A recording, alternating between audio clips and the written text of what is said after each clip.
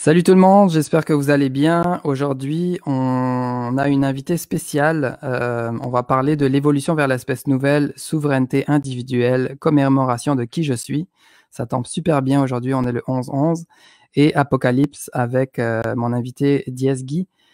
Je vais attendre que quelques personnes se connectent comme d'habitude. En attendant, pour les nouvelles personnes qui se connectent à Évolution Pacifique, qu'est-ce que c'est? En fait, c'est tous les lundis, il y a une petite vidéo de 5 minutes de solution qui vous partage une solution avec un intervenant différent, donc tous les lundis sur la chaîne YouTube. Abonnez-vous, la chaîne YouTube s'appelle Évolution Pacifique par Arnaud Mahler.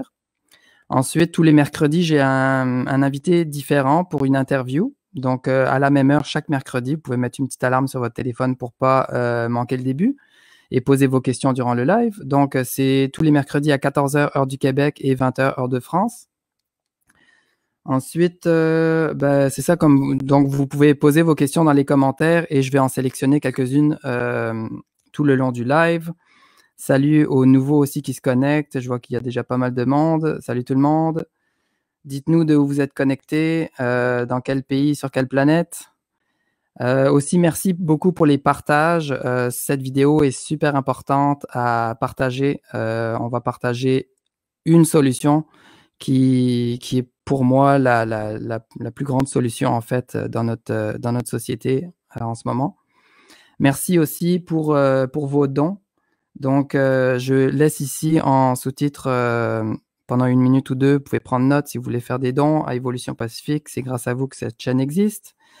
Abonnez-vous aussi au compte Facebook. Donc, j'ai 2 comptes Facebook et le groupe Facebook, le mouvement Évolution Pacifique.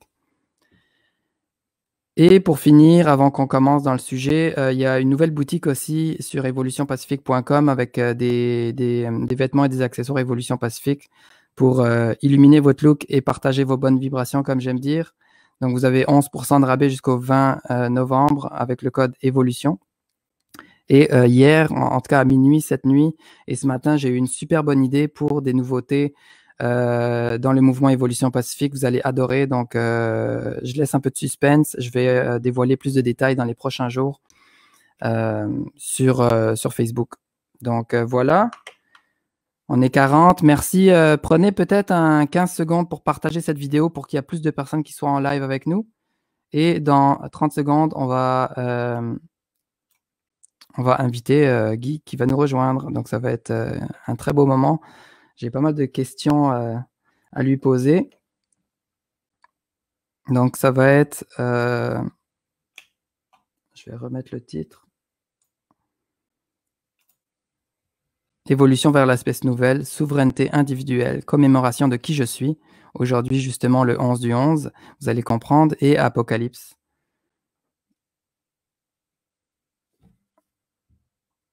Salut tout le monde qui se connecte. Salut d'Alsace. Salut Sandrine. Salut Nanou. Parfait. C'est parti. Bonjour Guy. Bonjour Arnaud. Comment tu vas aujourd'hui? Cette question, je réponds toujours pour sortir de la banalité de la réponse, ça va bien. Je réponds toujours, j'évolue en conscience. J'adore. J'adore les gens différents. Donc, en fait, je te suis, je t'ai découvert il y a peut-être en 2014 sur Internet, sur YouTube, avec tes vidéos, avec ton grand tableau justement où tu expliques comment ça se passe dans cette société. Et c'est un grand honneur pour moi aujourd'hui de t'avoir et une grande joie. Je vais faire une petite présentation pour les gens qui ne te connaissent pas. En fait, on t'appelle Guy maintenant, mais qu'on appelait avant Guylaine Lanctot, avant ta mort, entre guillemets, et sa sortie du système, vous allez comprendre plus tard. Guy est une personne inspirante, transparente et authentique qui transpire la joie et partage sa solution ultime pour régler la plupart des problèmes qu'on vit dans cette société. Tu es auteur de 13 livres et surtout de La Mafia médicale avec lequel tu t'es fait connaître et aussi avec lequel tu as perdu ta licence de médecine. Tu parles beaucoup de retrouver sa souveraineté individuelle, de se souvenir de qui on est réellement. Alors, on va découvrir tout ça en détail dans la prochaine heure. Tu n'as plus de citoyenneté, tu ne payes plus d'impôts, tu t'es évadé de prison. En fait, je trouve que c'est un superbe scénario de film. Il faudrait qu'un jour, il y ait un réalisateur qui te contacte. Ça serait vraiment super. Et pourquoi on t'appelle Guy et pas Guylaine? En fait, tu vas nous l'expliquer plus en détail, mais en fait, tu as simplement enlevé la laine de Guylaine et il reste le Guy. Donc, tu as enlevé la laine du mouton. Et voilà. Donc, content d'être avec toi aujourd'hui.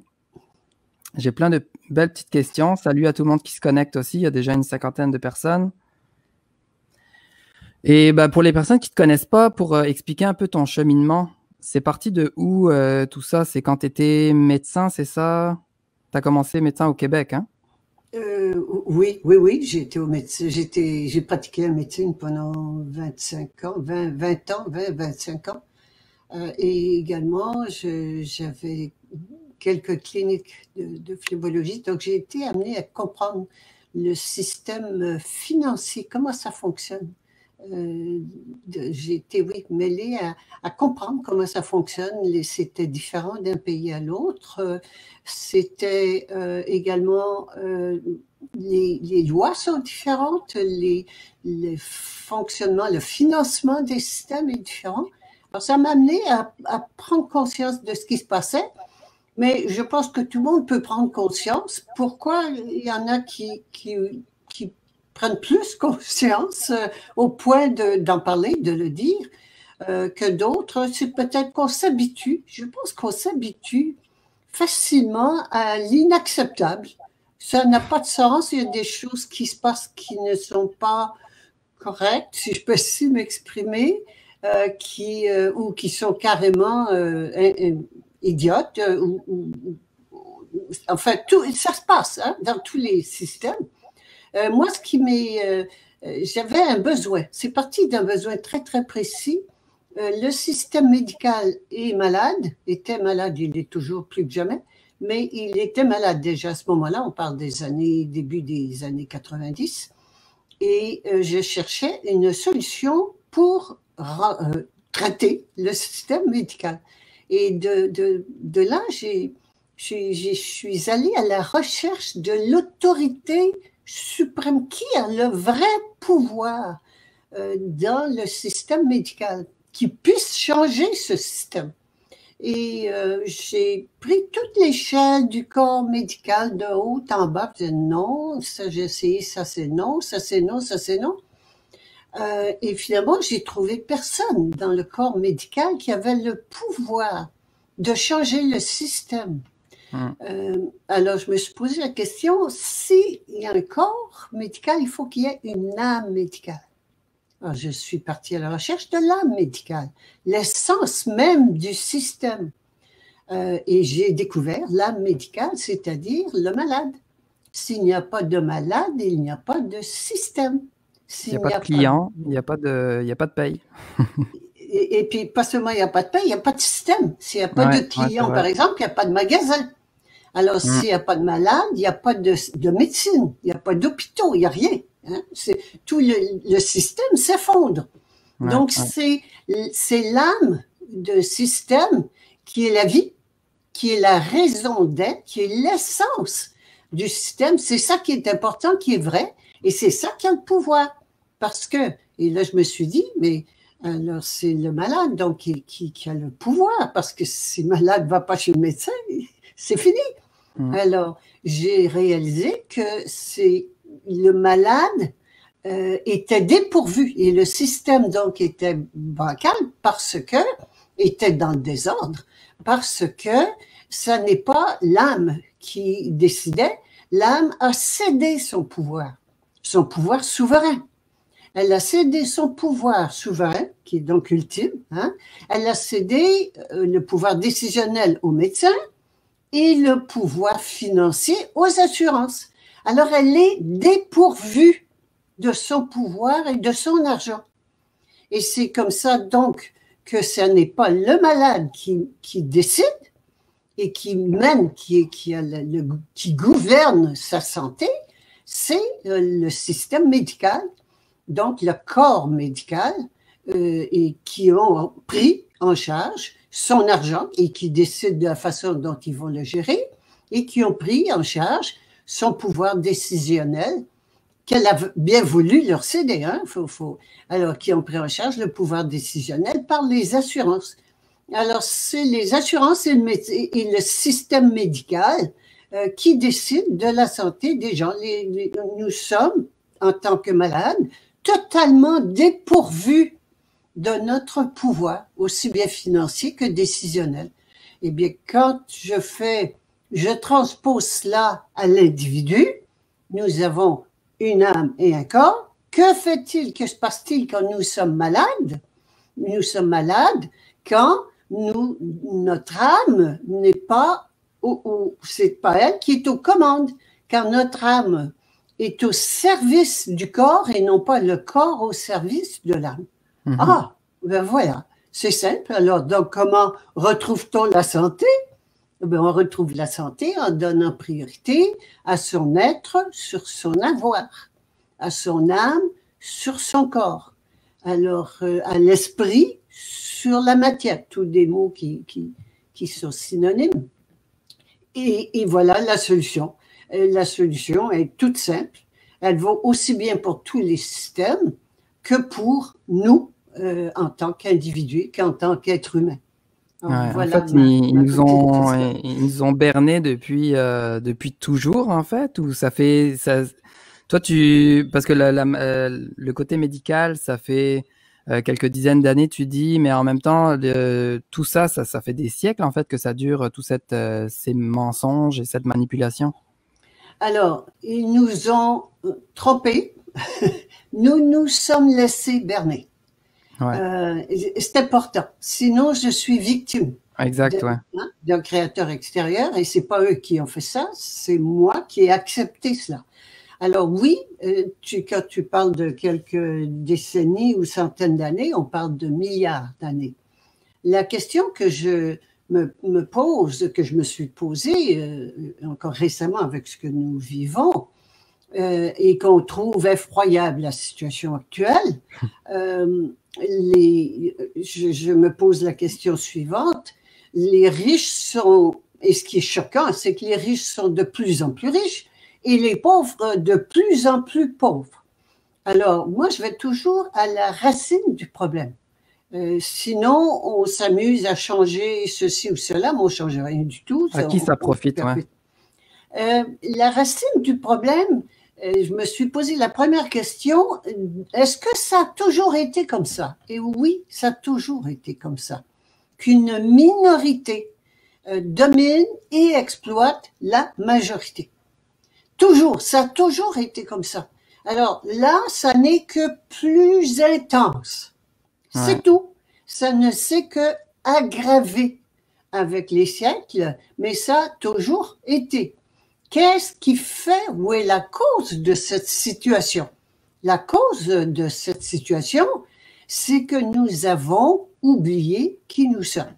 Nous avons oublié que c'est nous, en tant qu'individus, qui avons le pouvoir. Comme la malade dans le système médical, c'est l'individu dans la société ou le système politique, c'est l'individu qui a le pouvoir souverain.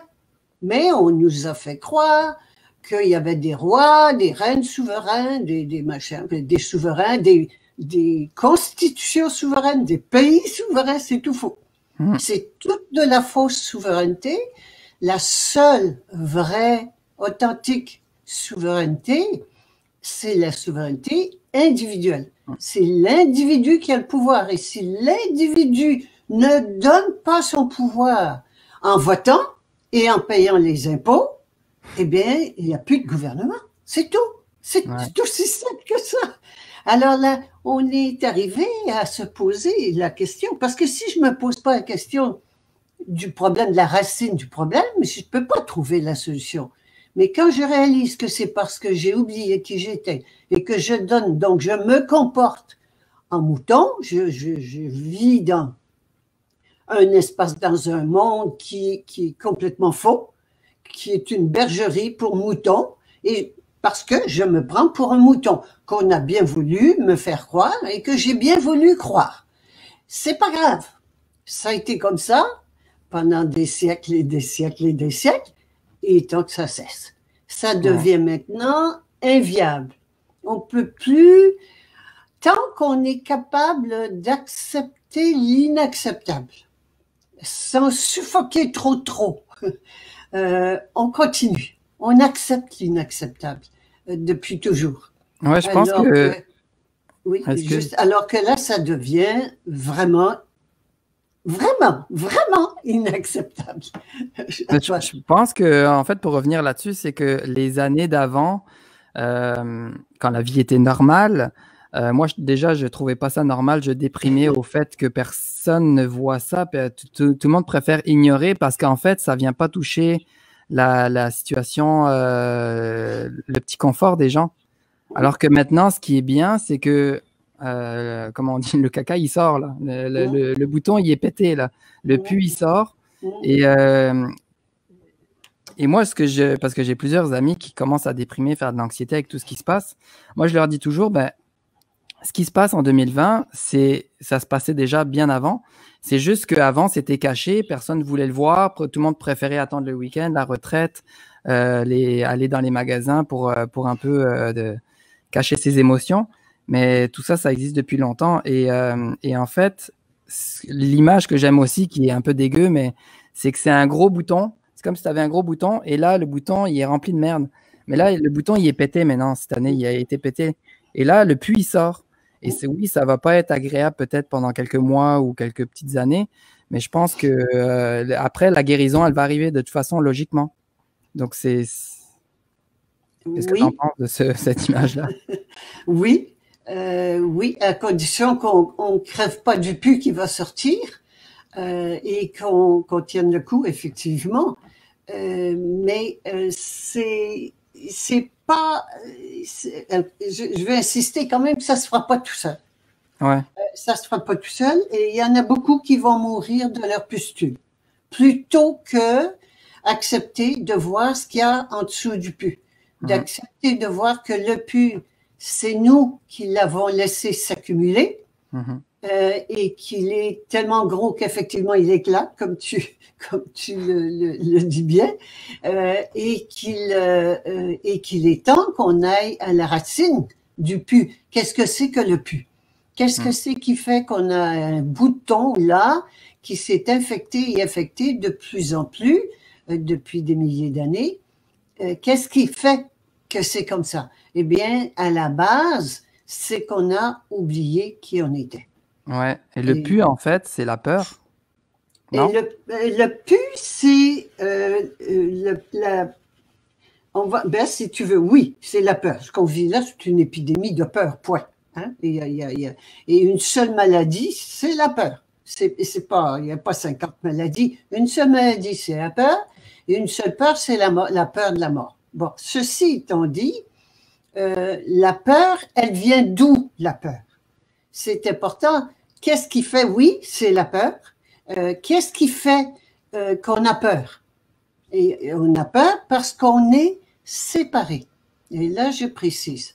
On est séparés, il y a une séparation, si on prend sur le plan politique, il y a une séparation autorité-obéissance. L'autorité est à l'extérieur et l'obéissance et nous sommes les êtres obéissants à des maîtres, donc des esclaves, à des maîtres qui obéissent à des maîtres qui se prétendent souverains. Il y a donc séparation, autorité, obéissance. À chaque fois qu'il y a séparation, il y a peur. Il y a peur, j'ai peur. Autorité a peur de perdre son autorité et obéissance a peur de ne pas retrouver sa liberté. Alors c'est un conflit perpétuel qui est là depuis toujours. Qu'est-ce qui fait, on remonte encore un peu plus loin à la racine, qu'est-ce qui fait qu'on est séparés? On est séparés parce qu'on a oublié qui on était. On a oublié que nous sommes, en tant qu'individus, que nous sommes l'autorité suprême. Je répète, l'autorité suprême. Ça veut dire qu'il n'y en a pas au-dessus. Et on nous a toujours dit, ben oui, l'autorité suprême, c'est Dieu, chacun sa religion, Allah, Yahvé et compagnie, et il est en dehors. Eh bien non, quelques noms qu'on lui donne, et c'est tout des faux dieux, et on nous a toujours dit, c'est à l'extérieur, et nous, on est inférieur. On doit donc, on est donc dans la séparation. Eh bien, on doit obéir aux représentants, et nous voilà partis dans la hiérarchie, d'un côté matériel qui est le gouvernement, et spirituel qui est les religions et les spiritualités. Alors, c'est la séparation. Le seul conflit de l'humanité, c'est la séparation. Créateur, créature, autorité, obéissance, supérieur, inférieur, c'est le seul conflit. Et ce conflit-là vient du fait que nous avons oublié que l'autorité suprême, elle n'est pas à l'extérieur, elle est à l'intérieur de nous. Et à ce moment-là, quand je me souviens de qui je suis, l'autorité suprême, et que j'obéis à mon autorité suprême, eh bien, je n'ai plus peur. La peur s'en va. Il n'y a plus de séparation, plus de peur, plus de guerre. C'est fini.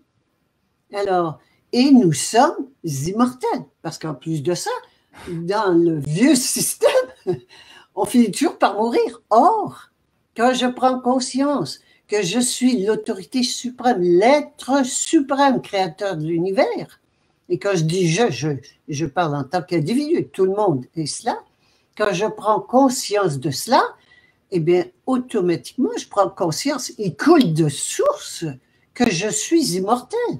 Et pas seulement immortel, comme on dit, ben, l'âme est immortelle. Non, non, le corps aussi est immortel de par sa nature. Alors, on est loin, on a du boulot. Tout ça se tient et c'est tellement logique, c'est tellement évident que ben moi je me réjouis parce qu'il y a une solution.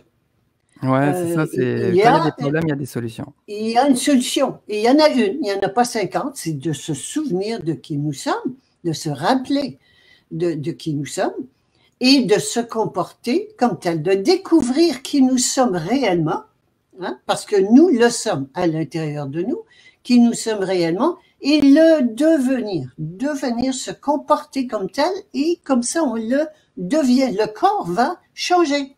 Le corps va changer.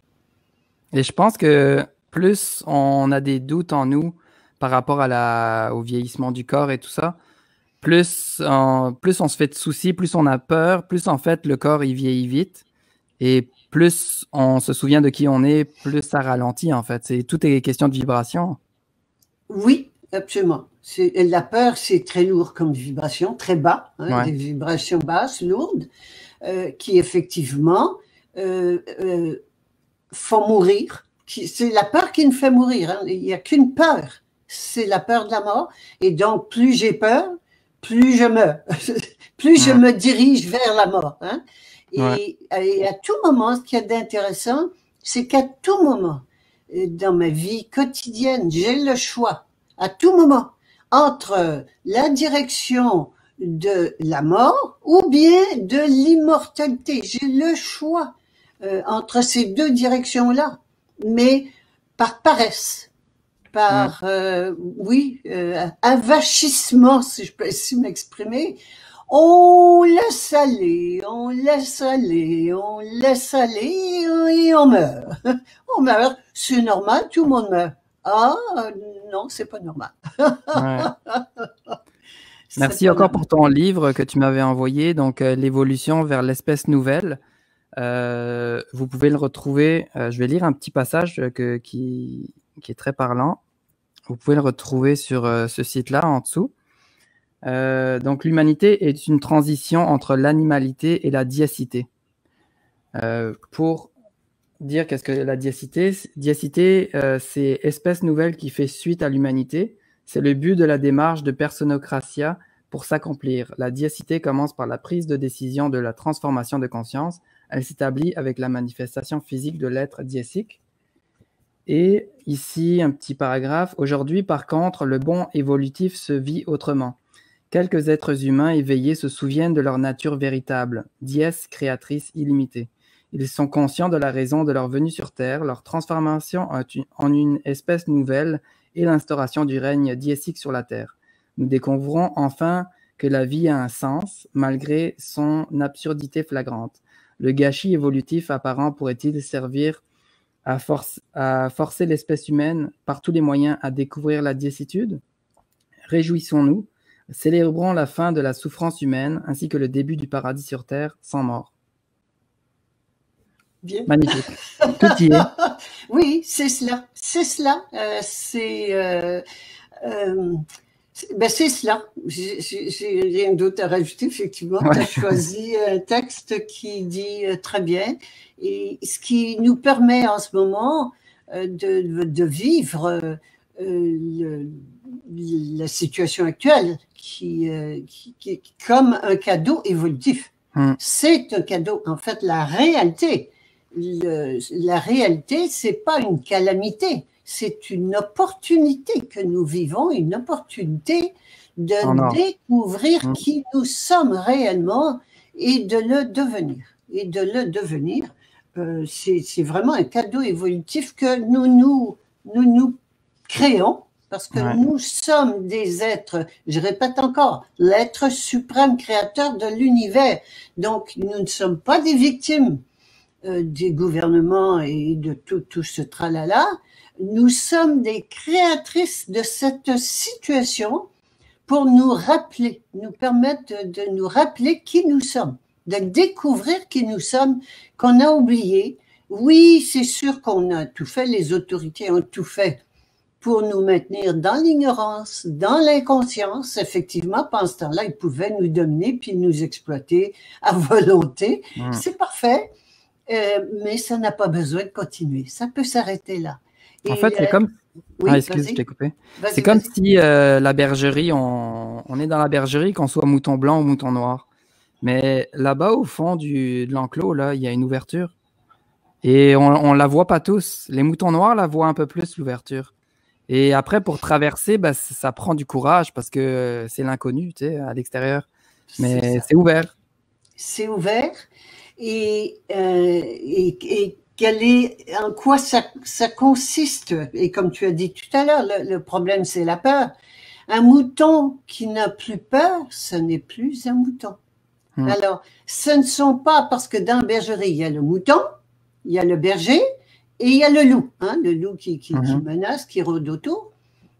Et donc, comme plus on agite, et le loup peut être, imagine-toi, il pourrait même être un virus. Il peut être pays voisin, un terroriste. Hein? Alors, on invente des loups à volonté, dont le récent en ce moment. Et donc, plus on agite le loup, plus le mouton a peur.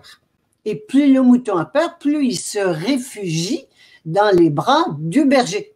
C'est comme ça qu'on a les gens qui croient au gouvernement, qui font tout ce que le gouvernement dit parce qu'ils ont peur. Ils ont peur du virus, malgré toutes les preuves qu'il n'y en a pas, qu'il n'y a rien, que c'est tout inventé. Bon, ça n'empêche pas qu'ils se réfugient. Ils croient encore et ils ont peur. Et là, le berger fait ce qu'il veut avec eux. Alors, en fait, c'est comme une religion, le gouvernement. Ah ben, c'est un dogme, c'est un dogme. Puis c'est pareil, hein? Religion, gouvernement, c'est la même chose. Ça a toujours couché ensemble, d'ailleurs. Et ça marche main dans la main pour exploiter les moutons. Alors, ce qu'il y a d'intéressant, c'est qu'on a donc 3 personnages. C'est une pièce de théâtre. Alors là il n'y a rien de vrai là-dedans. Et c'est important. Je répète, ça peut sembler absolument aberrant, ce que je dis là. C'est pas grave. C'est une pièce de théâtre que nous vivons.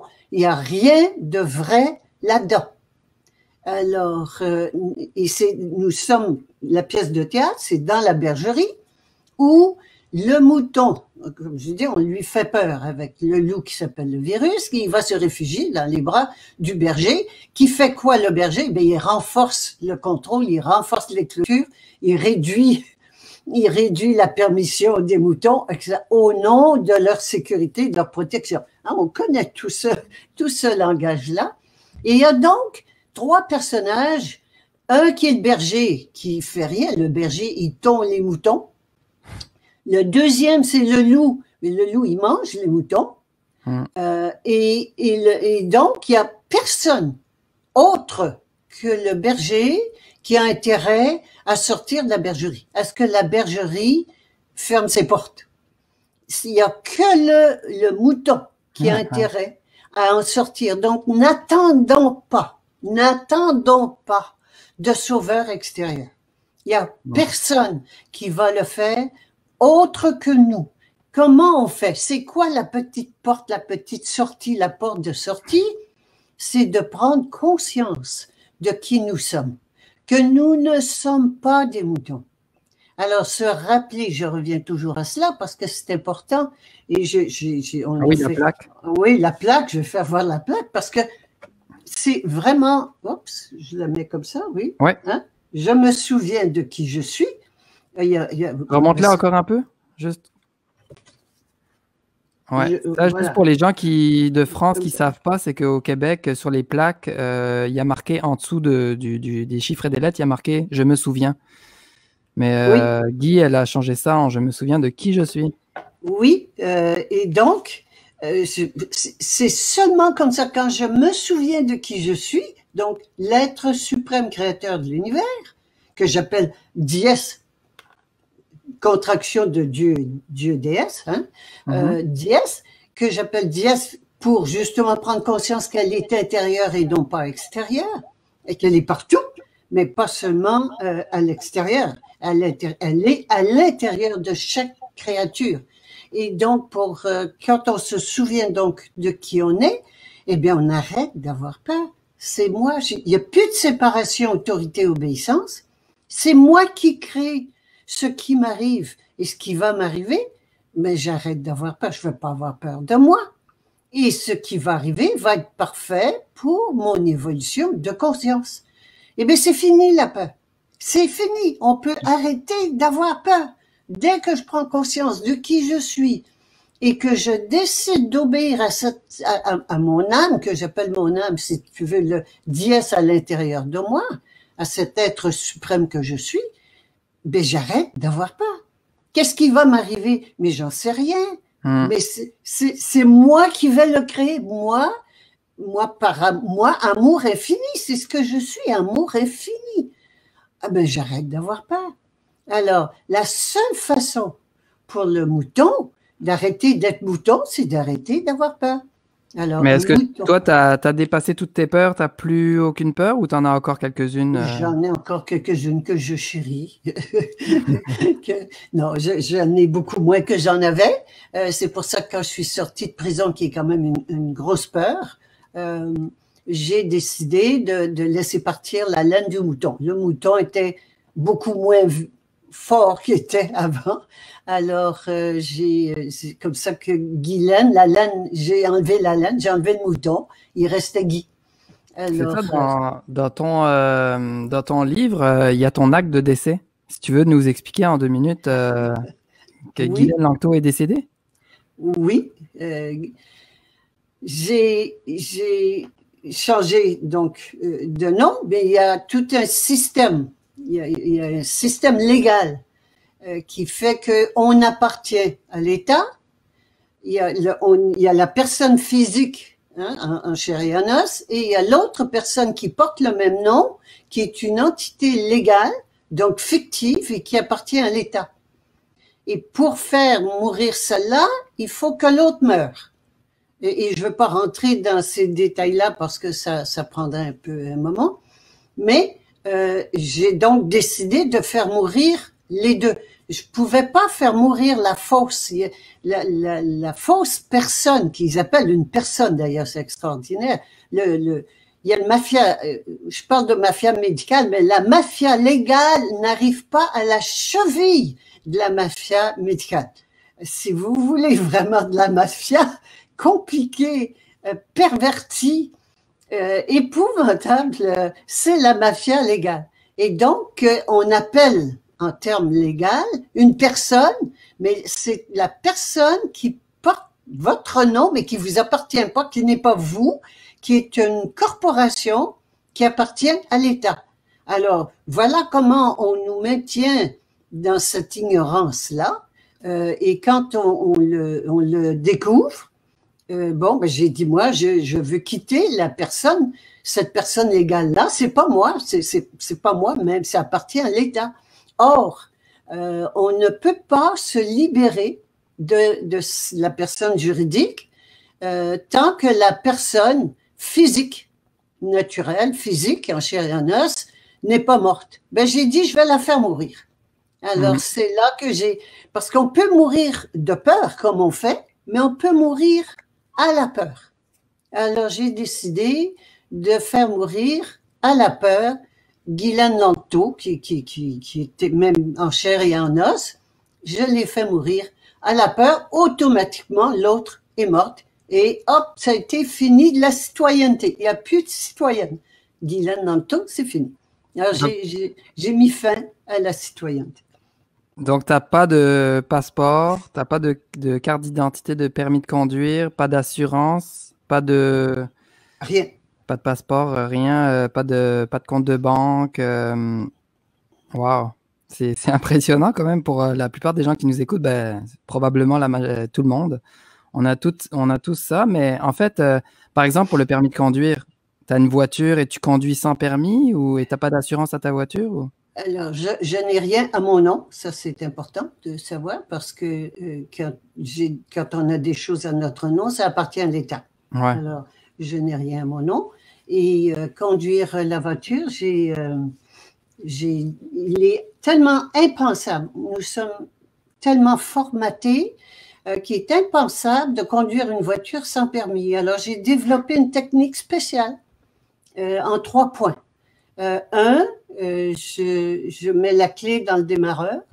2, j'appuie sur l'accélérateur. Et 3, je tourne le volant.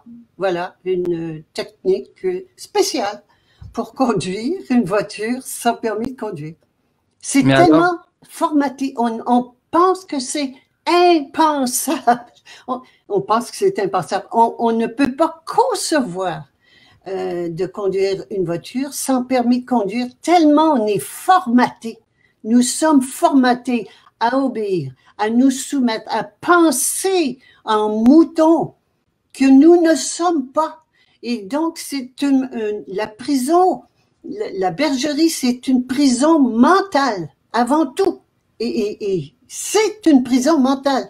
C'est donc ça qu'il faut changer. Il faut changer notre façon de penser et commencer à penser en être souverain que nous sommes. Nous sommes rendus, c'est la réalité de qui nous sommes. L'être souverain, l'autorité suprême, c'est à l'intérieur de nous. Et nous sommes rendus à nous museler comme des chiens, à nous promener muselés comme des animaux. Il ne nous reste plus qu'à marcher à 4 pattes. C'est extraordinaire. Quelle indignité nous nous faisons à nous-mêmes. C'est impensable. Il est temps qu'on se réveille face à soi, pas face aux fausses autorités extérieures. Elles n'ont qu'un pouvoir, n'ont qu'une autorité autre que celle qu'on leur donne. Récupérons, mais souvenons-nous de qui nous sommes. Et aujourd'hui, c'est le 11-11, comme tu disais, le 11 novembre, hein? Et donc c'est le jour de la commémoration, donc commémoration, c'est-à-dire célébrer le souvenir. Au lieu de célébrer le souvenir des morts et des guerres, mais moi, aujourd'hui, je célèbre le souvenir de qui je suis. Et c'est parce que ça, c'est la vérité. Et c'est ça, penser autrement. Elle peut rester là, le 11-11, il sera toujours 11-11, mais j'ai pas besoin de célébrer comme dans le vieux monde, de célébrer la mort, la tristesse, les guerres. Non, j'ai pas besoin de me souvenir de ça, c'est fini. C'est fou, hein, fini. comment on nous le ramène à chaque année dans Mais oui, et à nous de jours sortir, spécifiques. oui, de sortir de cette prison mentale de mort, de souffrance, d'atrocité. Non, aujourd'hui, célébrons la mémoire de qui nous sommes réellement. Wow, on fait la fête. Et c'est la même situation, mais avec une perspective, une conscience complètement différente. Et comment allons-nous sortir de ce marasme dans lequel nous sommes seulement de cette façon-là? Seulement de cette façon-là, en nous souvenant de qui nous sommes et en nous comportant comme tels. C'est fascinant. Le port des masques me fascine. Je peux absolument pas concevoir qu'on s'abaisse à une chose pareille. Et quand je dis s'abaisser, c'est pas une révolte, pas du tout. C'est qu'on se fasse là à soi-même. Mais c'est même plus de la soumission, c'est de l'indignation. C'est la vraie indignation, c'est envers moi-même, qu'on se traite de cette façon-là. Wow. Commençons à nous aimer, à nous respecter, à être qui nous sommes. Alors, c'est vraiment une prison mentale, vraiment une prison mentale. Il y a quelqu'un dans les commentaires qui dit, mais tu dis quoi aux policiers, par exemple, s'ils t'arrêtent, ou est-ce qu'ils t'ont déjà arrêté sans le permis, ou tu les attires pas à toi, en fait, de par ta vibration? C'est intéressant. Il y a personne qui me demande comment tu sais conduire sans permis. Vous voyez, on vient encore voir ce qui va aller mal. Écoutez, ça fait plus de 20 ans que je n'ai pas de permis de conduire et que je me suis fait arrêter avant que je sache la différence entre les deux personnes. Je me suis fait arrêter 3 ou 4 fois et c'est tout. J'ai payé l'amende et c'est tout. Et là, maintenant, je ne suis plus citoyenne. Alors, si je peux pas payer donc l'amende. Alors, c'était amusant. Et je me souviens, la dernière fois, le policier qui avait arrêté, qui dit, ben, je peux pas vous donner de points de démérite, vous n'avez pas de permis de conduire. Il faut penser autrement, arrêter d'avoir peur. Il y a pire qui va arriver. Bon, eh ben, c'est une amende. Bon, ben, c'est de l'argent, c'est rien. Et ça vaut la peine. C'est comme ça qu'on grandit. C'est en se comportant, en être souverain. C'est comme ça qu'on le devient. Qu'on le devient. Il y a un proverbe qui dit l'habit ne fait pas le moine, mais ça aide. Hein? Alors, de me comporter en être souverain, oui, c'est comme ça que je fais face à mes peurs. Et que ça n'existe pas. Hein? Les peurs, ça n'existe pas, la peur. Mais on a peur, donc on y croit, on le fait. Et la question qui vient d'être posée là est tout à fait un bel exemple de futur. Donc la peur qui se projette toujours dans le futur et de futur pessimiste. Pessimiste, c'est toujours défaitiste, pessimiste. Hein? Oui, il n'y a personne qui me demande quand même, tu sais conduire sans permis. C'est vrai, c'est toujours les peurs qui vont. C'est vrai, on est formaté comme ça et c'est comme un ordi, il faut enlever les programmes. Ah voilà, absolument. Les virus, enlever les virus, Microsoft, tout ça. C'est le cas de le dire, enlever les virus, surtout quand il n'y en a pas. mais juste parce que là, je suis sûr, il y a plein de gens qui se disent, mais attends, c'est qui cette madame? Elle dit qu'il n'y a pas de virus. Comment ça, il n'y a pas de virus? Les virus, c'est nous qui faisons des exosomes, hein, quand le corps se nettoie, il fait des virus. Les bactéries, les microbes, tout ça, ça fait partie de la phase de réparation de l'organisme. Ce sont des alliés, ce ne sont pas des ennemis. On met fait de virus, bactéries, ouais. Ben oui. C'est le contraire, en fait, qu'est-ce que Pasteur, il nous a dit, quoi. Il y avait Pasteur, mais à l'époque de Pasteur, il y avait un autre monsieur qui était un médecin, lui.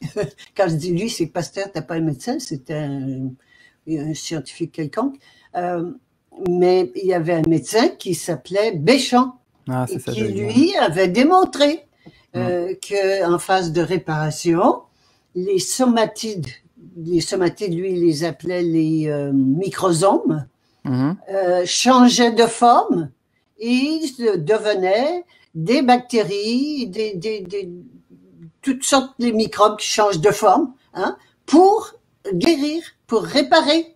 Donc, en phase de réparation, ce sont des alliés que nous créons. Nous avons, ces microsomes sont dans notre sang, nous les avons dans notre sang, et quand le corps est en difficulté, a besoin de se réparer, et que l'immunité diminue, descend, à ce moment-là, ces microsomes se transforment en bactéries, en microbes de différentes formes, pour réparer. Donc, ce sont des alliés, pas des ennemis. Alors, il y a également Gaston Naessens qui est décédé il y a 2 ans, je crois, qui a fait le cycle complet de ces microsomes que lui appelait les somatides. Il a découvert ça avant de découvrir Béchamp. Mais lui aussi a fait le cycle complet. Et il habite au Québec. Il habitait au Québec depuis des années. C'est un Français qui est au Québec depuis des années. Il a fait le cycle complet et démontré, Amer également, avec la médecine nouvelle germanique, a démontré que les microbes arrivent en phase de réparation. Ils n'ont pas en phase de maladie. Ils arrivent pour réparer. Ce sont des alliés et non pas des ennemis. Des signaux pour un peu comme nous dire, il y a comme le tableau de bord de la voiture, en fait. Il y a le check engine, le truc du moteur qui s'allume, ben, ça te donne un signal qu'il y a quelque chose à régler, à modifier. Oui, c'est même plus que ça répare. Ça fait le boulot. Ça répare. C'est vrai, ça répare tout seul. Ouais, il n'y a pas besoin de rien d'extérieur, en fait. On pense tout le temps que c'est il manque ça, j'ai trop pris ça. Ou... Non. Alors, ça a été, oui, et c'est volontaire. Hein. Tout ce qui vient, on nous a lavé le cerveau, puis on a... et c'est simplement qu'on a continué, et on continue encore, pour la bonne quantité de gens, à avoir confiance dans les autorités. Et le mouton, comme il est peureux, de par sa définition, sa nature, le mouton, il a peur.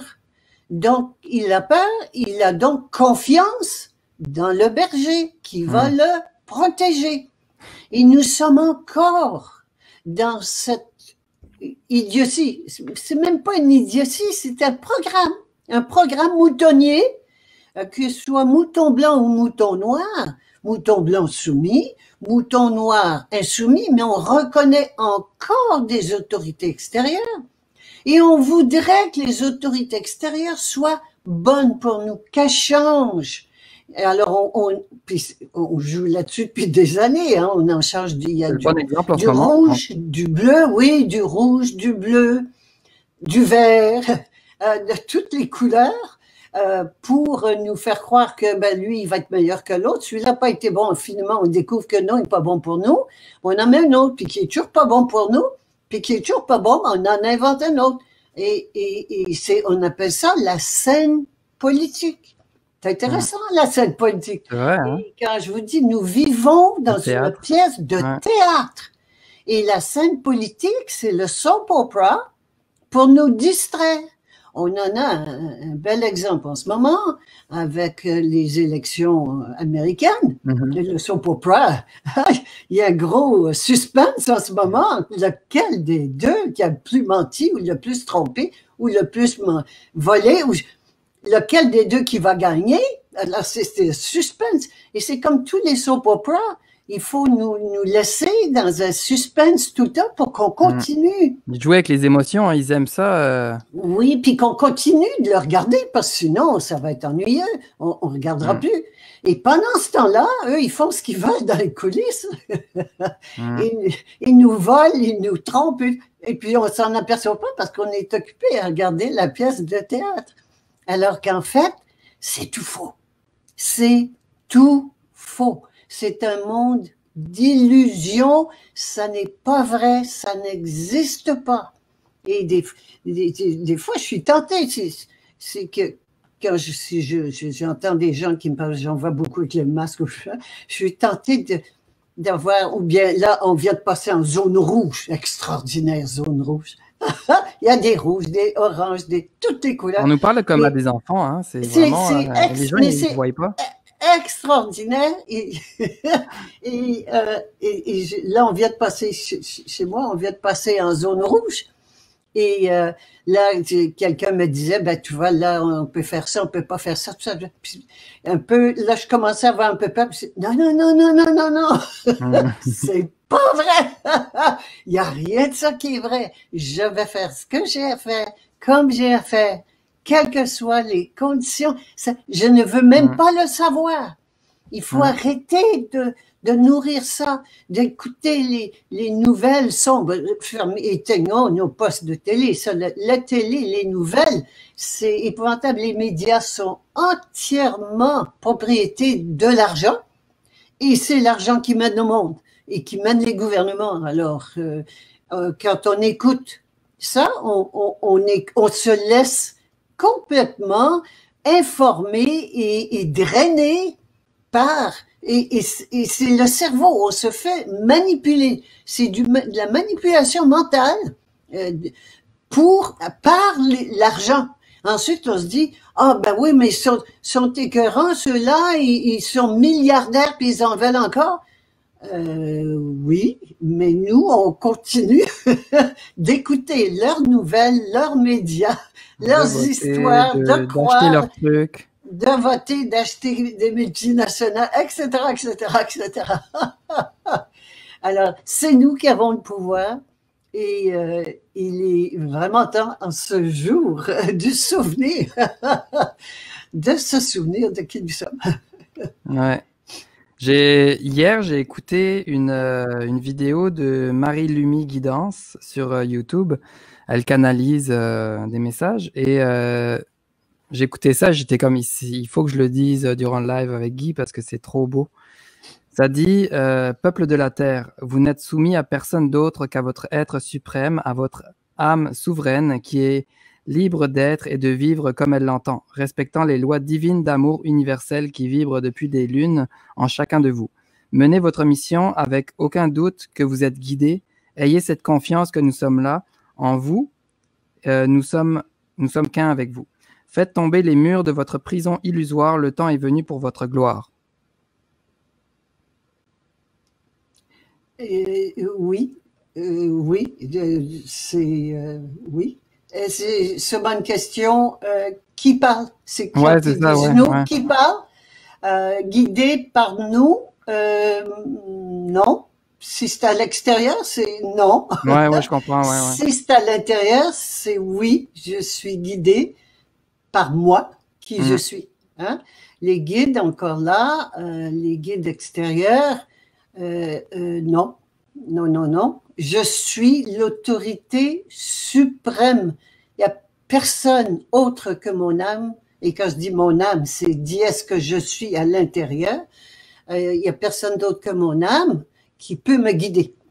Et donc, on n'a pas besoin de guide, d'ange, de maître ascensionné, de tout ça. Non, non. L'autorité suprême, l'être suprême est à l'intérieur de nous. C'est vraiment ça, le gros morceau. On veut encore que quelqu'un nous dise quoi faire, que quelqu'un nous dise... que ce soit dans cette réalité ou dans une autre réalité, on ne sait pas vraiment c'est qui nous parle et on se fait berner souvent, quoi. Donc, c'est... Eh bien, dès que quelqu'un me dit « je vais te guider », je dis non, merci. J'ai mon guide intérieur. J'ai mon guide intérieur. Et tout est là. Et c'est beaucoup, et c'est rien. C'est d'une banalité incroyable de prendre conscience que nous sommes l'autorité suprême. Mais c'est une énorme déprogrammation parce que quand continue à croire que ce soit religieux ou bien gouvernemental, qu'il y a un plus grand que moi, je sens qu'il y a un sauveur, quelqu'un va me protéger. Et quand je prends conscience que l'autorité suprême est à l'intérieur de moi, je perds mon sauveur, je perds mon protecteur, je perds tout ça. Je perds, oui. Alors que, et ces vieilles mémoires, hein, quelqu'un qui va me dire quoi faire, un maître un plus grand que moi, quel qu'il soit, qui va me dire quoi faire, ah, ben c'est sécurisant. Sécurisant. Et si je fais ce qu'il me dit, eh ben oui, s'il fait ce qu'il me dit, ça va bien aller. Et je vais aller au ciel. Si je fais pas ce qu'il me dit, je désobéis, mouton noir, ça va mal aller et je vais aller en enfer. C'est très fortement, même si on est athée, on ne croit plus à rien de cela, c'est très fortement ancré dans nos cellules. Il s'agit vraiment d'une déprogrammation de ce qu'on n'est pas, pour que ce que nous sommes réellement émerge. Parce que c'est là, on ne va pas l'acheter. Les gens disent, ben comment on trouve ça comment, la souveraineté individuelle? On ne va pas l'acheter chez Walmart ou bien au Carrefour. Hein? Non, non, c'est déjà là. On enlève, découvrir veut dire enlever le couvercle de ce qui n'est pas. On enlève ce qui n'est pas et on trouve ce qui est déjà là dans nos cellules.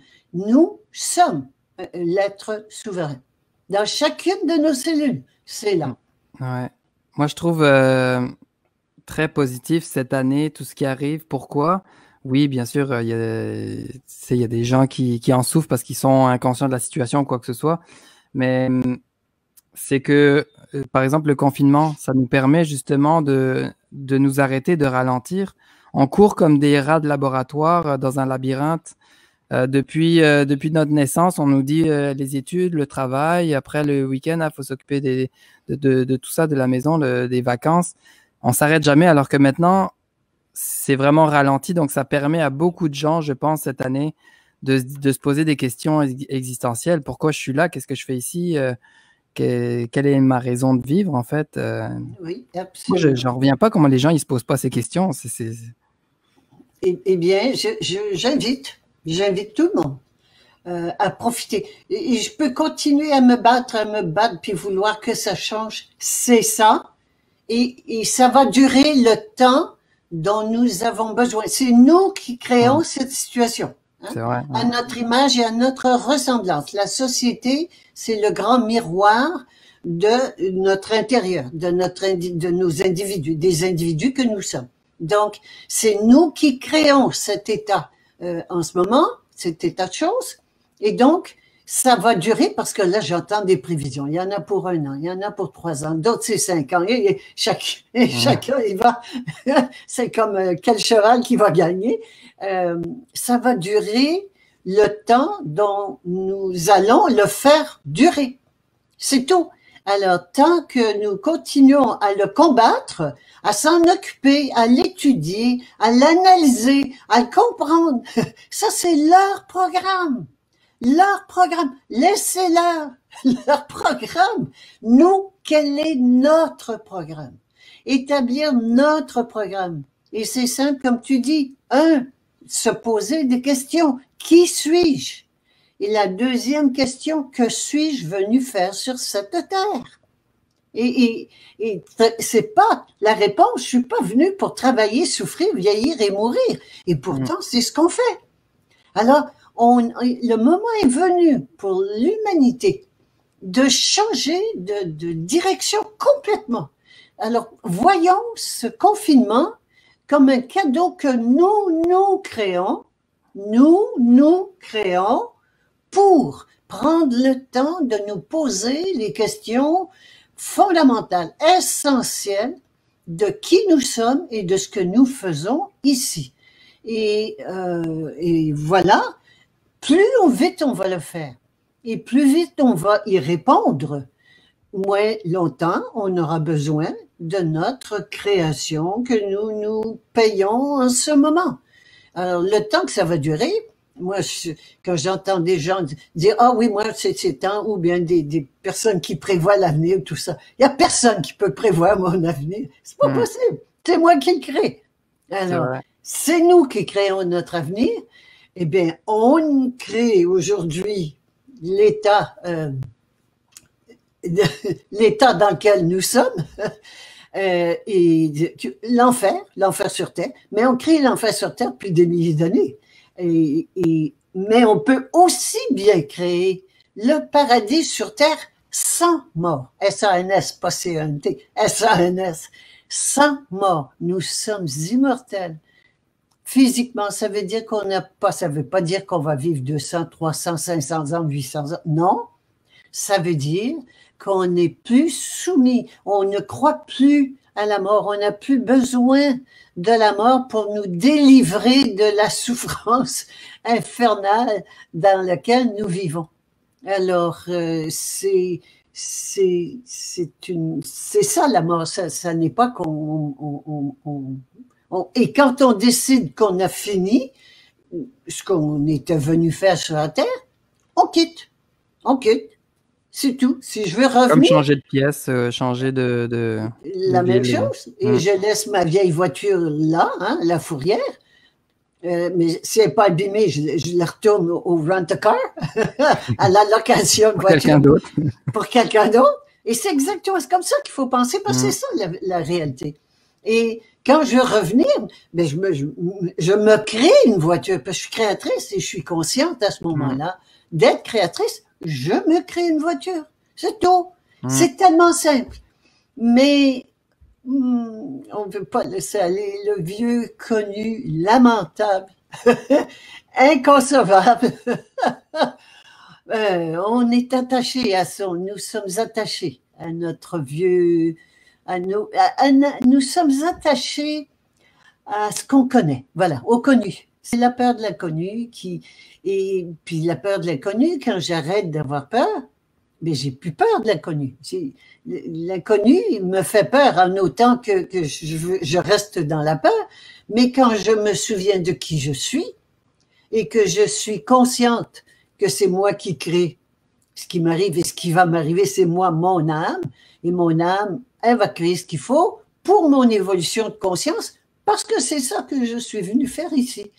Ah, ben j'ai plus peur. J'ai plus peur, c'est pas ça que je suis venu.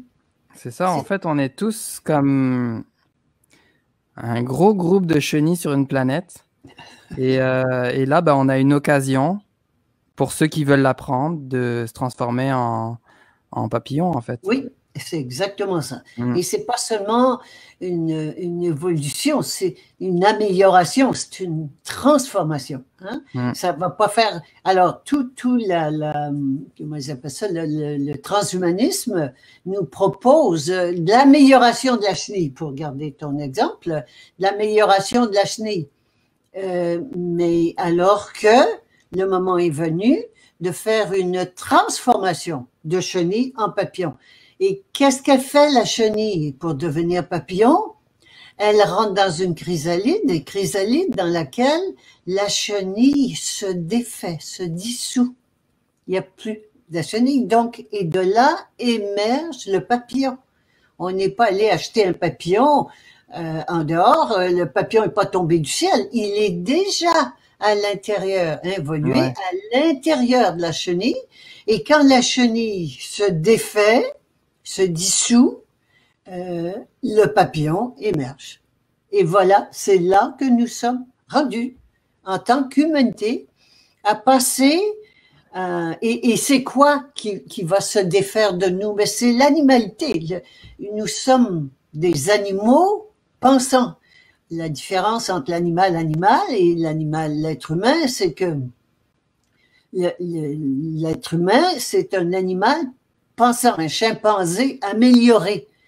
Et nous avons mis notre pensée, nous l'avons utilisée pour notre avoir plus, comme les animaux. Survivre, survivre, dominer les autres et assurer effectivement ses besoins fondamentaux. Alors que il est temps que nous laissions tomber nos besoins animaux et que nous devenions conscients de qui nous sommes et s'occuper de notre évolution de conscience. Et c'est vraiment la finalité de l'homme. Et autant souvent, je pense à nos aïeux, les gens qui sont passés avant nous, qui avaient des conditions de vie difficiles. On vit quand même surtout dans les pays occidentaux, on vit dans un confort, on vit dans une facilité, ce qui n'est pas le cas de nos aïeux. C'était pas facile, c'était dur, les conditions de vie étaient difficiles. Mais ça a servi, tout ça a servi à nous faire évoluer en conscience un peu plus à chaque fois. Et là, le moment est venu pour nous de jouer notre jeu, notre rôle, ce pourquoi on s'est incarné. Et on le savait. Chacune et chacun d'entre nous le savions avant de nous incarner. L'âme savait ce qu'elle venait faire et dans quelles conditions, parce qu'il n'y a pas de passé, il n'y a pas de futur.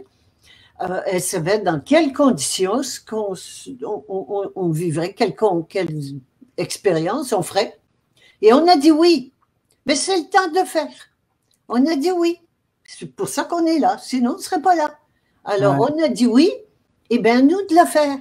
Et c'est fascinant, au lieu de se morfondre et d'avoir peur et de se plaindre, au contraire, réjouissons-nous de faire partie, de participer à ce grand bond évolutif.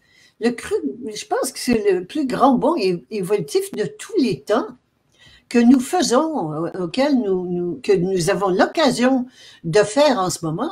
Et donc, wow, d'être partie prenante, de participer à cette expérience, cette aventure suprême. Wow! Réjouissons-nous, puis faisons-le. Allons-y. Moi, j'ai réalisé, en fait, pour les gens qui disent « Ah, c'est terrible, qu'est-ce qu'on vit, c'est terrible », qui se plaignent ou qui ont peur ou quoi que ce soit, moi, je dis toujours, moi, je suis vraiment reconnaissant de vivre cette période-là parce que, en fait, j'ai connu le monde d'avant où ça allait pas. Ça avait l'air de bien aller, mais ça allait vraiment pas. Je l'ai connu, j'ai même connu l'avant-téléphone et tout ça. Et je connais maintenant la transition ou cette opportunité qui est là devant nous tous. Et on peut connaître l'après si on décide de prendre action là-dedans. Mais en fait, cette opportunité-là, elle n'était pas présente dans les siècles d'avant, quoi. Je sais pas, c'est vibratoire aussi parce que le système solaire entre dans un endroit où la vibration est plus élevée. Est-ce que toi, par rapport à l'ère du Verseau et tout ça, est-ce que tu es...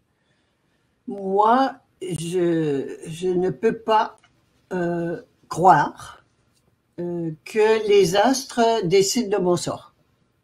Okay. Alors donc, je suis déesse, c'est Dieu, déesse, hein? Je suis déesse créatrice de l'univers. Donc, c'est moi qui crée les perturbations atmosphériques, c'est moi qui crée. Bon, ça n'empêche pas que les gens du nouvel ordre mondial savent faire des phénomènes de techniques, technologiques et autres. Mais c'est pas les astres qui vont décider de mon sort. Je suis créatrice de mon sort. Et donc, c'est quand on dit, par exemple, j'entends souvent, les vibrations de la Terre augmentent.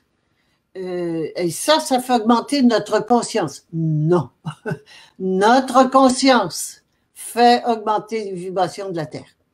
C'est la conscience qui détermine toujours l'aspect vibratoire, l'énergie, qui détermine toujours la forme matérielle.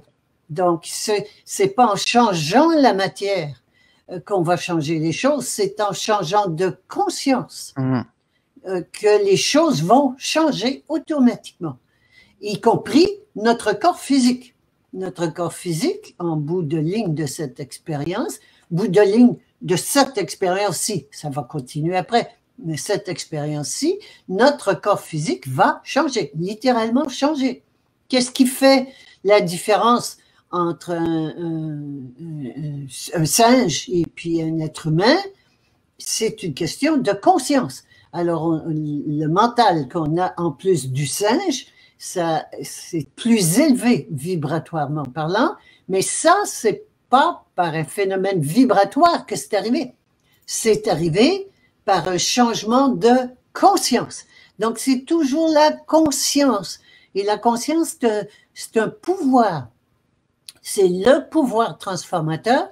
C'est un état d'éveil et un pouvoir. Quand on veut avoir du pouvoir, c'est pas en ayant plus d'argent, plus de biens, plus de matière. Non, non. C'est en s'élevant en conscience. Et la conscience détermine la puissance. C'est le pouvoir et va avec, est en fonction de la conscience.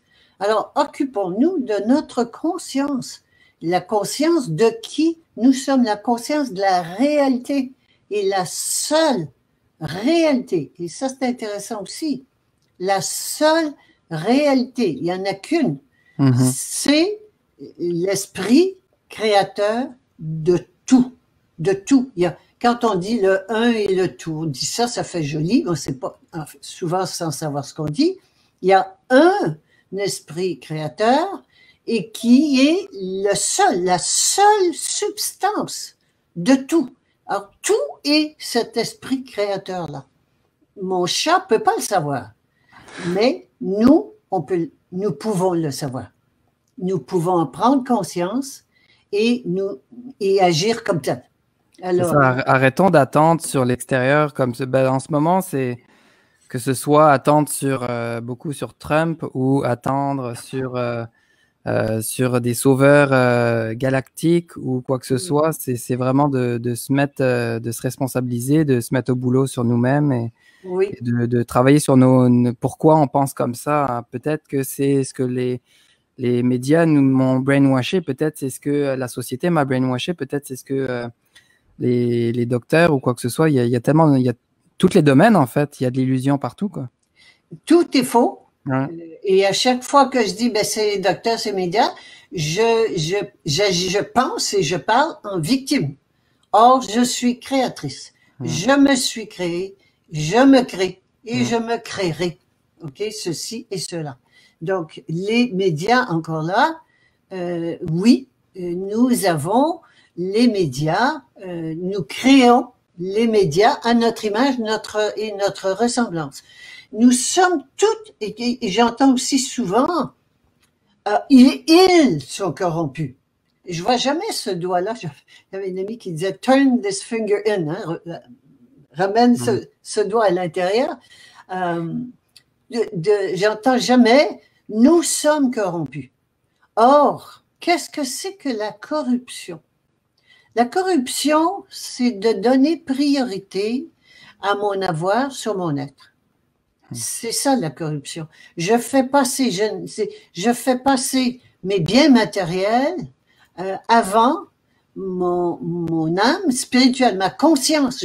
Au lieu d'obéir à ma conscience, j'obéis aux lois extérieures de richesse, de bien, de confort, de succès, de divertissement. Et donc, nous sommes corrompus. À chaque fois que je choisis ma facilité, la facilité ou le confort, la sécurité, la protection, toutes ces choses-là, plutôt que ce que me dit ma conscience, eh bien, je me corromps. Je me corromps et je m'en vais vers la mort, tranquillement, un peu plus, et un peu plus. Et on se demande pourquoi on vieillit et on meurt. Alors que la réalité, c'est qui je suis. Et que si je pars donc de qui je suis et que j'obéis à cette autorité-là à l'intérieur, à ce moment-là, j'évolue en conscience et je deviens qui je suis de plus en plus en plus.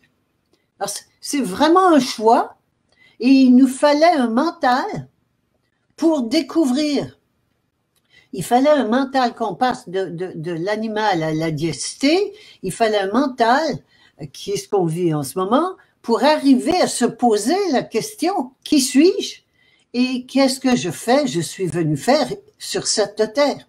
Alors, ces deux questions-là, mais ça prenait un mental. L'animal ne peut pas se poser cette question-là. Alors, il fallait ce mental, mais le temps est venu de se le poser et d'y répondre et de se comporter comme tel. Alors, moi, j'ai pris une phrase de ton livre qui dit « On a peur de perdre ce qu'on a et on a peur de ne pas avoir ce qu'on veut. » Oui, c'est seulement ça la peur. Et c'est toujours le futur. C'est toujours au futur. Là, je peux pas avoir peur de mourir parce que je suis là. Hein? Mais j'ai peur peut-être de mourir dans une minute ou dans une heure ou dans un an ou dans bon. Alors, la peur a toujours trait au futur et elle est toujours défaitiste, pessimiste. Le mental menteur est toujours défaitiste, est toujours pessimiste. Il va pas dire bien c'est sympa, je vais être plus conscient, je vais voir les choses différemment. Non, non, non, non. Non, non, je vais risque de perdre mon boulot, je risque de toujours la peur de perdre ce qu'on a ou de pas avoir ce qu'on veut. C'est aussi simple que ça, la peur.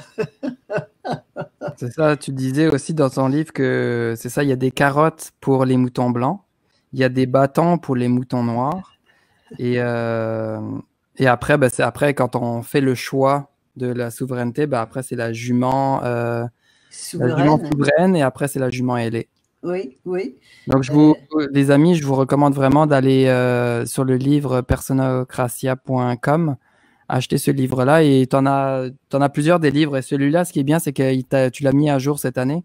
Oui, je viens de le terminer. Oui, j'avais commencé avant la crise et un mois après que j'ai commencé à le rédiger, la crise a commencé. Alors là, j'ai mis le pied sur l'accélérateur parce que dans les autres livrets, je passais du temps à essayer, et même dans les ateliers, j'essayais de convaincre les gens qu'il y avait une conspiration. Mais c'était, quel boulot! Alors que là, j'ai plus besoin de le faire. C'est tout fait. On l'a en plein visage. Et que les personnes qui ne veulent pas le voir, c'est parfait aussi. Mais j'ai pas besoin de l'expliquer parce que on le vit. Alors, quand je dis j'ai mis le pied sur l'accélérateur, j'ai pu mettre beaucoup plus d'emphase sur la solution et moins sur le problème tel qu'il est depuis des milliers d'années. Mais alors, ça m'a permis, oui, effectivement, de mettre plus d'emphase sur la solution. Pour les gens qui se demandent, mais je commence par quoi? En fait, ils peuvent retrouver pas mal d'informations sur ton site, c'est ça? Oui, je commence par quoi? Bien, déjà, le livret que tu recommandes, ça donne une bonne idée justement de ce que c'est que l'évolution. Alors, je commence par quoi? C'est le gros morceau, c'est la décision. Ouais. De prendre une décision qui est au cœur du grand portrait que tu décrivais tout à l'heure. La décision, c'est je décide de me transformer. C'est comme la chenille qui décide de devenir papillon. Ça veut dire que je prends la décision de devenir qui je suis, découvrir qui je suis et le devenir. Et là, je commence un trajet, un cheminement et qui consiste essentiellement, au départ, essentiellement à une révolution de conscience. Et là, je m'explique. La révolution de conscience, une révolution, c'est toujours un changement de gouvernement. On en sort un, hein, on en démet un, et on en instaure un autre. Eh bien, c'est exactement ça. Essentiellement, c'est ça, le transfert de pouvoir de l'ego pas Legault, hein, l'ego. Le premier ministre ici, pour les personnes qui ne connaissent pas, le premier ministre s'appelle Legault. Alors, c'est transfert de pouvoir de l'ego à l'âme. Donc, du pouvoir extérieur, qui est un faux pouvoir, on le transfère à l'âme, c'est-à-dire, je donne la gouvernance de ma vie à mon âme. Et c'est mon âme qui décide. Ça n'est plus l'extérieur qui décide, qui prend les décisions pour moi, qui me gouverne. C'est un transfert de pouvoir. C'est le gros morceau. Là, vous me posez des questions. Comment on peut savoir si c'est l'âme ou l'ego qui parle? Hein? Alors, là aussi, l'âme, rapidement, je vous donne des petites clés très rapides. L'âme ne parle pas fort. L'âme ne donne jamais d'explication, ne dit jamais pourquoi. Elle ne parle pas fort, mais elle sait. Par exemple, quand on dit « et pourtant je le savais ». Bon, ben ça, c'était l'âme qui parlait. Alors, l'âme, c'est intérieur et quand je ne suis pas sûre, j'attends. Et j'attends et je demande une réponse claire.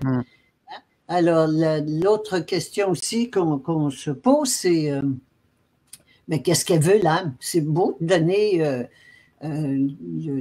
carte blanche à son âme, mais c'est comme le gouvernement, donner carte blanche, mais quel est le programme du gouvernement? Le programme du gouvernement, de toute façon, le programme qu'ils donnent, c'est jamais ça qu'ils font. Mais l'âme, elle est ici pour notre évolution de conscience, pour nous faire évoluer en conscience et devenir qui nous sommes réellement. Alors, donc, elle ne me dira pas, là, ben, demain, je vais te faire ça. Non, il n'y a pas d'explication. Ça dit, fais ça. Puis c'est tout. Ou ne fais pas cela, fais ça ou ne fais pas cela. Mais l'âme ne donne pas d'explication. Et ça, c'est très, très important. Pas de condition, pas d'explication. Et de là, ce transfert de pouvoir va être efficace, d'autant plus efficace que je suis sincère. Sincère, ça veut dire quoi? Ça veut dire que je m'abandonne, que je n'attends pas de résultat, sans attente de résultat. Ça veut dire que je ne sais pas ce qui va arriver, que l'âme, ce qu'elle va me dire de faire, je vais le faire, mais je n'ai aucune idée de ce qui va arriver. Et ça c'est l'abandon à l'âme, et c'est ça la sincérité. L'autre partie, la deuxième condition pour avancer, et rapidement, parce qu'on peut avancer très rapidement, l'autre, c'est l'intégrité. L'intégrité, c'est que mes gestes soient cohérents avec ma conscience. Par exemple, si souvent on dit quelque chose, puis on fait le contraire. Hein? Ouais. Alors, par habitude, ou même on s'en rend même pas compte tellement on est programmé, quoi. C'est ça. Alors que l'intégrité, c'est d'agir en son âme et conscience. Et non pas parce que les autres pensent que, puis disent que, ou que l'État ou les banques ou machin, n'importe quel extérieur, n'importe quoi de l'extérieur, c'est pas l'extérieur qui décide, ou que la culture, c'est comme ça qu'on fait. Noël qui s'en vient là. Noël. Est-ce qu'on va fêter Noël? Alors, tout le monde, la grande majorité des gens fêtent Noël par obligation. Ils en ont marre, ça coûte cher les cadeaux, l'arbre de Noël, les voyages, on mange trop, on se dispute encore avec le beau-frère ou bien belle-mère. Ça n'a aucun sens, on parle de rien, il n'y a rien de profond. Et on continue d'y aller. Alors, pourquoi je continue d'y aller? Ben, parce que je veux pas faire de peine à maman. C'est faux. Pourquoi je continue d'y aller? Alors, si c'est pas vrai. Ben, parce que je veux pas qu'on pense que j'aime plus la famille. Ah bon, c'est pas vrai non plus. Hein? C'est tout faux. C'est tout des peurs, c'est tout faux, tout faux. La vérité, je n'ai pas envie d'y aller. Je ne le sens plus, ça n'a pas de sens pour moi. C'est peut-être pas le cas, hein, mais je parle en général. On peut se rassembler le reste de l'année aussi pour qu'on attende Noël. On peut se voir n'importe quand, on peut se voir sans cadeau, SANS, hein, sans cadeau. On peut se rencontrer de une à une et de un à un quand on a envie de voir, parce qu'il y a peut-être dans la famille que j'ai envie de voir, d'autres que je peux pas blairer. Donc, vous voyez, c'est pas vrai. Il y a rien de vrai. Il y a toujours une solution à condition de dire la vérité. Et dire la vérité, c'est vraiment, et quand je parle d'intégrité, c'est d'être vrai dans ses dires, dans ses actions, dans ses pensées, dans ses dires et ses actions. Être vrai. Et non, je n'irai pas à Noël et je vous recommande, les personnes qui envisagent de ne pas fêter Noël. On vient tous chez toi. Oui, vous pouvez venir chez moi. Pas Noël. C'est un beau jour de l'année, moi j'en profite toujours beaucoup parce qu'il n'y a personne qui téléphone, il n'y a rien. Alors, de simplement d'aviser, ça n'a plus de sens pour moi d'être vrai. Ça n'a pas de sens pour moi. D'abord, sur le plan religieux, ça n'a aucun sens, complètement faux. Et les boules de Noël, c'était les têtes des bébés qu'on coupait et qu'on accrochait aux arbres pour des sacrifices. C'est pas élevé du tout comme fait sur le plan religieux. Et c'est entièrement commercialisé. Est-ce qu'on veut continuer? Hein? Quand je parle d'intégrité, voilà, hein, ça c'est un très bel exemple où on peut très bien arrêter, c'est tout, et pas dire « Ah non, j'irai pas ». Non, je veux vous informer que c'est par conscience, je ne fêterai pas Noël cette année. J'ai envie de vous voir pour certains, et puis on se verra en dehors, à l'occasion, où on créera les occasions. C'est comme vous le sentez de dire. Si vous voulez voir personne, ne dites pas, vous n'avez pas besoin de dire, je suis bien contente de ne plus vous voir jamais, non plus. Mais on peut dire la vérité. Ça n'a pas de sens pour moi. C'est une fête qui n'a pas de sens pour moi. Et je ne veux plus collaborer avec le non-sens. C'est important.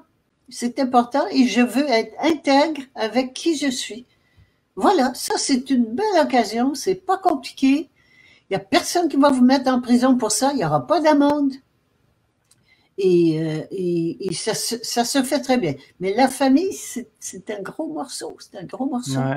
Oui, mais c'est une très, très belle occasion qui s'en vient, là, qui s'en vient. Ouais. Et puis, il y en a plein, hein, tous les jours, il y en a. En tout cas, tu nous as donné une claque évolutive aujourd'hui, mais ça fait du bien. L'évolution, ça fait du bien. Ça fait peur, mais ça fait du bien, ouais. Ça fait peur avant, puis ça fait du bien après. Ouais. Mais c'est comme pendant aussi. Ouais, vas-y. Non, je disais, et pendant aussi, ça fait du bien pendant. C'est comme par exemple, on va finir dans pas long, mais une petite anecdote. Je suis parti de France sur un coup de tête avec 2 valises. Je connaissais personne en Amérique du Nord. J'ai choisi un pays au hasard. Mais j'ai réalisé que chaque fois que j'ai dépassé une peur, mon âme, la vie, ou peu importe comment on l'appelle, me soutenait. J'étais toujours soutenu. Toutes les personnes, tous les événements, tout se place devant moi quand j'ose faire le premier pas après la peur. Et c'est pour ça que j'ai de moins en moins peur de faire face à mes peurs, parce que je sais que ça va juste être magique. C'est juste que parfois, on procrastine un peu, mais je pense qu'il est temps d'y aller. Oui. Et ce dont tu viens de parler, en fait, c'est la grâce qui intervient toujours. La grâce intervient, c'est une intervention diésique qui est toujours là, qui veille toujours, et quand il y a besoin, pouf, elle intervient. C'est extraordinaire. Quand j'ai la foi en qui je suis, automatiquement, j'ai confiance en la grâce. C'est la grâce. La grâce, je la compare un peu, et je vais peut-être finir là-dessus. La grâce, je la compare aux parents qui surveillent leur bébé qui commence à marcher, et bien, qui tombe, qui se relève, et puis les jambes replient encore, et puis qui s'il est trop près du coin de la table, la grâce va juste mettre la main pour pas qu'il se blesse. Et c'est ça, c'est le parent qui veille. La grâce veille tout le temps. Elle est là qui veille tout le temps. On a quelqu'un, on a ça en nous. Cette grâce-là, elle est en nous et elle veille. Elle est toujours là, qui attend qu'on l'appelle. On peut l'appeler, même si elle vient pas, elle peut intervenir sans qu'on l'appelle. Mais sachons que nous sommes toujours accompagnés. Nous ne sommes pas ce corps, c'est notre véhicule, ce corps-là. Mais nous sommes la grâce, nous sommes Diès, nous sommes l'autorité suprême, créatrice, illimitée, amour infini. C'est ce que nous sommes. Il n'y a pas d'inquiétude à y avoir. Il n'y en a pas. Ouais. Il y en a pas. Merci, c'était c'était 1h30 de bonheur et voilà, je sais même pas quoi dire, c'était parfait. Donc pour les personnes qui n'ont pas écouté depuis le début, dès que le live est fini, vous pouvez réécouter depuis le début. Il y a vraiment beaucoup d'informations super importantes. Merci à tout le monde pour les commentaires et merci pour les partages aussi.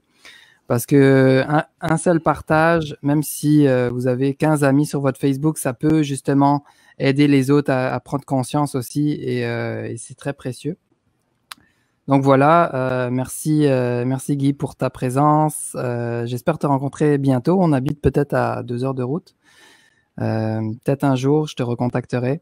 Et oui, je vais me procurer ta plaque aussi. Vous pouvez aller sur son site, justement, Persona Gracia. Ils peuvent acheter la plaque. Hein. Je me souviens de qui je suis. Oui, la plaque. Et puis, on a même fait des petits autocollants plus petits aussi. Voilà. OK. Hein? Pour mettre sur la voiture derrière aussi. Alors, ça aussi, c'est une chose. Faire voir ses couleurs. Hein? S'afficher, afficher qui je suis. Me convaincre puis l'afficher. Oui. C'est le moment de se souvenir de qui on est. Ouais, et d'inspirer les autres aussi à se souvenir. Oui, merci. Ça a été un bon moment. Je te remercie de m'avoir invité. Avec plaisir. Le 11/11, en plus, c'était parfait que ça tombe sur cette date-là. Oui, comme par hasard. Ouais, exact. Alors, merci à tout le monde. On va finir là-dessus. Merci pour vos dons. Il y a les détails en dessous. Vous pouvez mettre pause. Merci pour les partages encore et à mercredi prochain pour une prochaine interview. 14h heure du Québec, 20h heure de France. Ciao, ciao. Bye Guy. Bye bye. Hey, j'espère que tu as aimé cette vidéo. Si tu veux m'encourager à partager un maximum de solutions mon entier, je t'invite à cliquer sur j'aime, mettre un commentaire, partager cette vidéo au maximum sur les réseaux sociaux et bien sûr à t'abonner à la chaîne YouTube. Merci pour ton temps d'écoute et surtout merci de faire partie de la solution. Ciao, ciao.